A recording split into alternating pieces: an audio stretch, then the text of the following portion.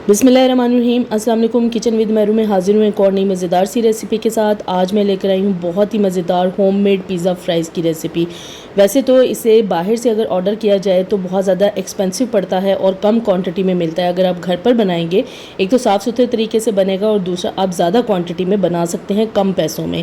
तो इसे बनाना बिल्कुल मुश्किल नहीं है, बहुत ही आसानी से आप बना सकते हैं। आप चाहें इसे बनाकर सेल भी कर सकते हैं, कारोबार भी कर सकते हैं। बहुत ही आसान सी रेसिपी लेकर आई हूँ। बहुत टेस्टी ये पिज़्ज़ा फ्राइज़ बनती हैं। आइए इस मज़ेदार से पिज़्ज़ा फ्राइज़ को बनाने के लिए देखते हैं किन किन चीज़ों की ज़रूरत है।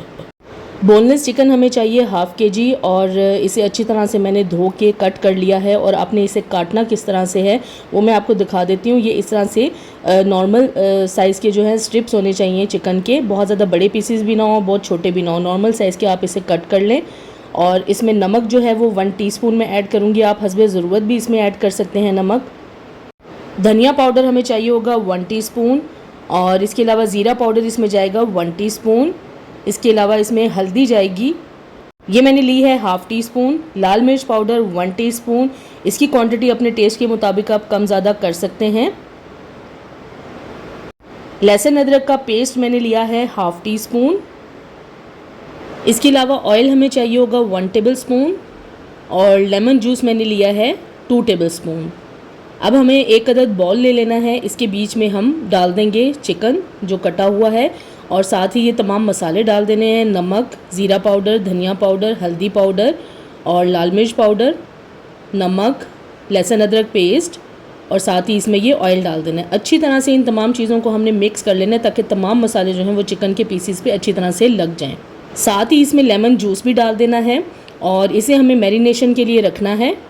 तकरीबन 15 मिनट के लिए मैं इसे रख दूंगी और 15 मिनट के बाद आपने एक अदद पैन चूल्हे पे रखना है और फ्लेम को आपने लो रखना है। उसमें डाल दूंगी मैं 1 टेबलस्पून दोबारा से ऑयल। ये मैंने ऑयल अलग से डाला है। इसके बीच में हम मैरिनेट किया हुआ चिकन डाल देंगे और इसको अब हमने अच्छी तरह से कुक करना है। पहले हाई फ्लेम पे इसे पका लें और तब तक पकाएं जब तक चिकन का कलर चेंज नहीं हो जाता।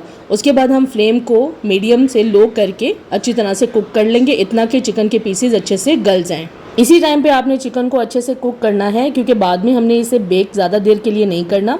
अब ये देखिए चिकन जो है वो बहुत अच्छे से गल चुका है। इसे मैं साइड पे रख दूंगी। अब हम फ्राइज़ तैयार करेंगे।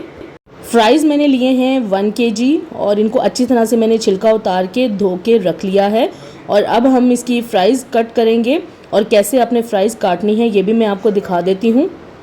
तमाम फ्राइज़ को आपने एक ही साइज़ में कट करना है, छोटी बड़ी या मोटी या पतली नहीं काटनी है, एक ही तरह की आपने फ़्राइज़ काटनी है। आप देख सकते हैं मैं कैसे काट रही हूँ और इस तरह से आपने तमाम फ्राइज़ को कट कर लेना है और फिर एक बर्तन में डालकर अच्छी तरह से 3 से 4 पानियों में धो लेना है ताकि इसके अंदर का स्टार्च निकल जाए। अच्छी तरह से धोने के बाद इसको जो है अब हमें क्या करना है, छलनी में रख देना है। और अब मैं एक अदद बड़ा बर्तन ले लूँगी।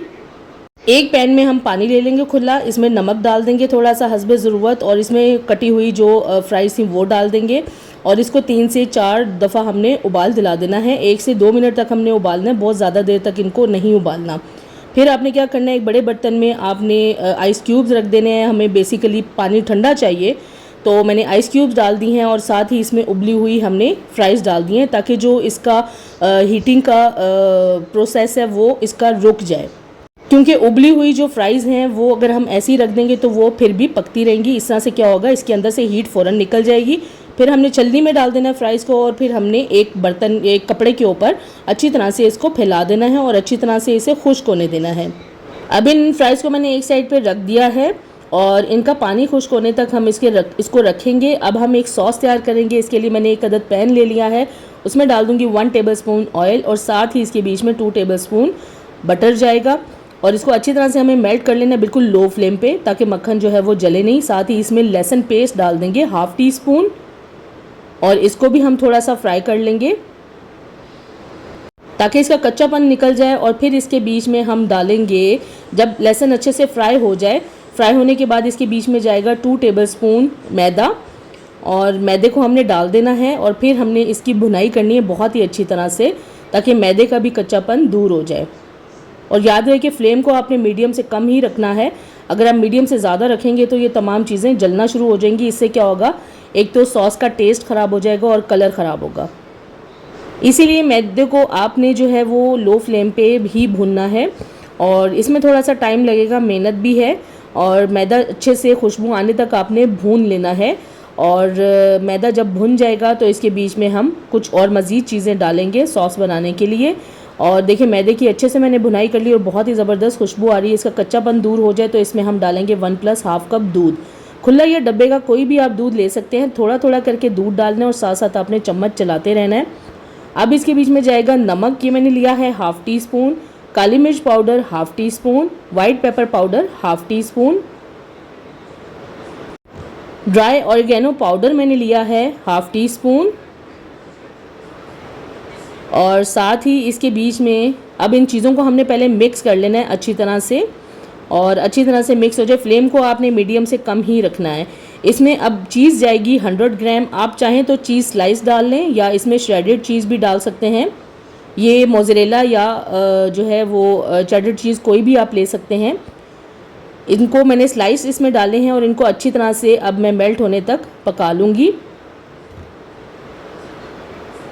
इस टाइम पे हमने जो है कंसिस्टेंसी का बहुत ख्याल रखना है कि सॉस की जो कंसिस्टेंसी है वो बहुत ज़्यादा एक तो पतली नहीं होनी चाहिए और बहुत ज़्यादा गाढ़ी नहीं होनी चाहिए। आपने नॉर्मल कंसिस्टेंसी रखनी है। आप देख सकते हैं ये कितनी ज़बरदस्त सॉस तैयार हुई है।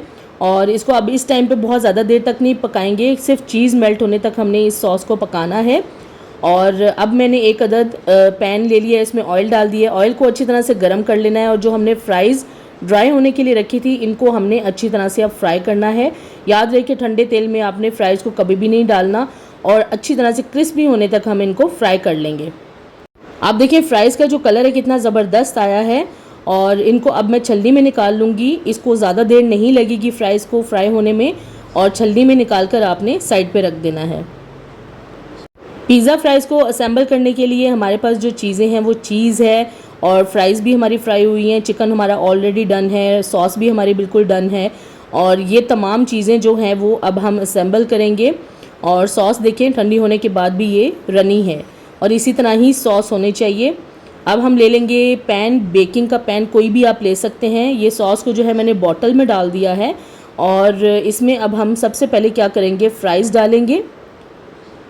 और फ्राइज़ डालने के बाद अच्छी तरह से आप इसे फैला लें और इसके ऊपर फिर थोड़ी सी हम सॉस डालेंगे। इस तरह से सॉस को भी आप फैला लें।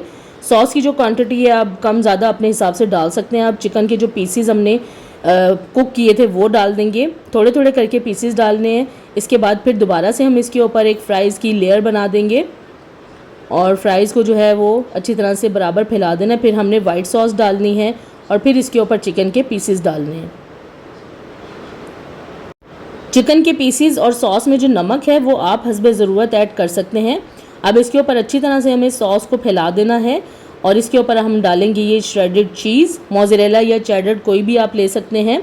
अच्छी तरह से इसे फैला देना है। इसके ऊपर डालेंगे हम ड्राई चिली फ्लेक्स और साथ ही इसके बीच में हम डालेंगे ऑरिगेनो और ऑलिव रख देंगे ब्लैक। और इसे अब बहुत ज़्यादा देर के लिए आपने बेक नहीं करना। ये तो मैं ओवन में बेक करने जा रही हूँ, ठीक है। और ओवन को आपने प्रीहीट कर लेना है और इसको बस इतना ही बेक करना है कि हमारी चीज़ जो है वो मेल्ट हो जाए। और जो पैन में बेक करना है उसमें मैंने स्टैंड रख दिया था और पैन को मैंने अच्छी तरह से प्रीहीट कर लिया है। और ये एल्युमिनियम फॉइल के बॉक्सेस मिलते हैं, इसके बीच में भी हमने इसी तरह फ्राइज़ को असेंबल करके बेक होने रख दिया है। जो पैन में बेक करना है वो लो फ्लेम पे बेक करना है, उसी तरह ही कि बस चीज़ जो है वो हमारी मेल्ट हो जाए, बस इतनी देर के लिए बेक करना है। ये देखें ओवन वाली जो फ्राइज़ हैं वो अच्छे से बेक हो चुकी हैं और पैन वाली भी हम चेक कर लेते हैं।